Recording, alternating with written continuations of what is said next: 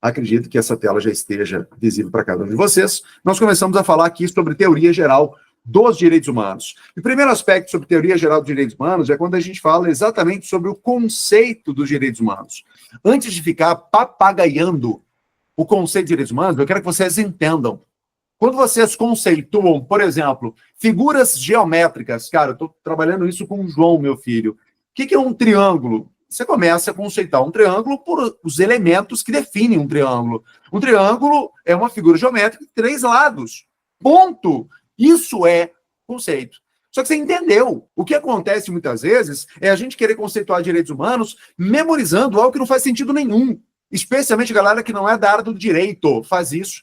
Isso é uma técnica e uma estratégia absurdamente, me permitam e me perdoem, burra.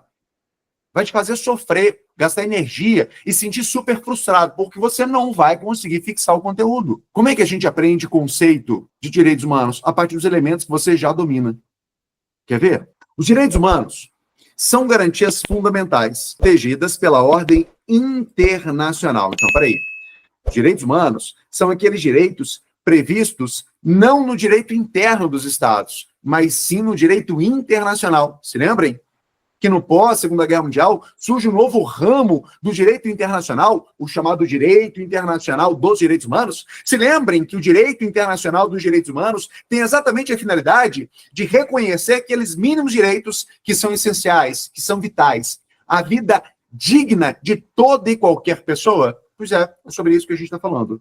Então, o primeiro elemento, exatamente, serem direitos essenciais, garantias indispensáveis, previstas no âmbito internacional, que visam resguardar indivíduos contra violações e abusos cometidos pelo Estado, independentemente da nacionalidade. Peraí, Augusto, quando ele fala para a gente aqui, ó, independentemente da nacionalidade, existe um outro elemento importante.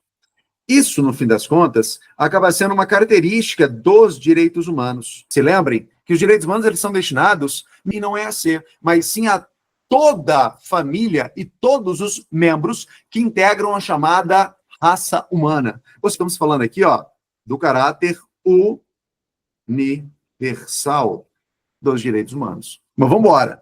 Esses direitos são indispensáveis para assegurar uma vida digna. Peraí, temos 2 elementos aqui, ó. Esses direitos, eles são essenciais para garantir uma vida digna.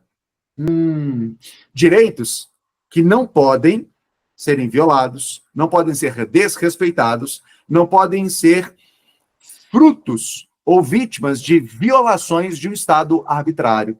É por isso, gente, que esses direitos, olha aqui em cima, visam resguardar indivíduos contra as violações cometidas por quem? Pelo Estado. Se lembre que quando a gente fala sobre vida digna, essa vida digna aqui, ó, é exatamente a finalidade dos direitos humanos. É o que a gente pode chamar de pressuposto de validade dos direitos. Os direitos humanos são válidos se, de fato, promoverem, assegurarem condições de vida digna aos indivíduos. E vamos mais. Estabelecendo um padrão mínimo de proteção que todos os estados devem observar. Cuidado com isso aqui, ó. Padrão mínimo. Alguns, quando a gente fala sobre padrão mínimo, a gente está falando sobre o quê? Lembra da Declaração Universal, ponto de partida. A Declaração Universal, ela reconhece aqueles direitos essenciais, o mínimo, o essencial, o trivial. Não se esqueça que os direitos humanos é o ponto de partida. É como se as Nações Unidas olhassem para o mundo e dissessem, então, isso aqui, gente, cada um de vocês devem levar e ter como para casa. Isso aqui é o basicão. Isso aqui é o mínimo que vocês devem segurar. Sem essas condições, essas garantias, essas liberdades, esses direitos previstos na DUDH, não há se falar em dignidade para ninguém. Mas não se esqueça de uma coisa, isso é o básico.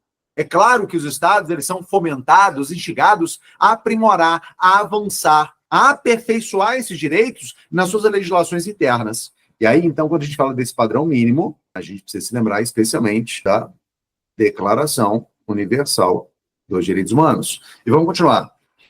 O desrespeito a esses direitos pode resultar na responsabilização internacional do Estado infrator. Ou quando a gente fala aqui, ó, de responsabilização internacional. Vamos lembrar que quando a gente fala que um Estado ele pode ser responsabilizado, tem 2 aspectos muito importantes aqui.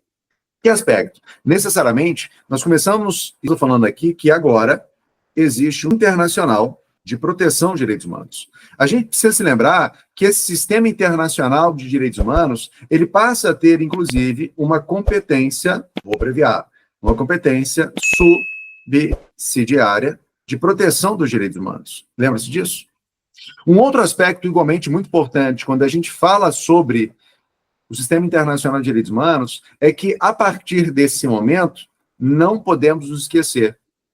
O Estado, de fato, ele continua sendo um Estado soberano, mas aqui a soberania não pode ser mais escudo para cobertar atos de violação de direitos humanos. Então, a soberania aqui, ela é uma soberania no conceito moderno. Ela pode ser relativizada. E aí continua. Uma vez que a comunidade internacional tem o dever de garantir que tais abusos não ocorram impunemente. Ou seja, é o que nós acabamos de falar. Mas é um conceito que você entende e, a partir do entender, agora fica mais fácil fixar. E como é que eu fixo, Augusto? Fazendo questões de prova, por repetição. Mas não uma repetição burra, não uma repetição vazia. É uma repetição daquilo que você domina. E aí, consequentemente, você, agora, por repetição mecânica, fazendo questões, você fixa algo que você compreendeu. Esse é o processo adequado e natural das coisas. Vamos lá.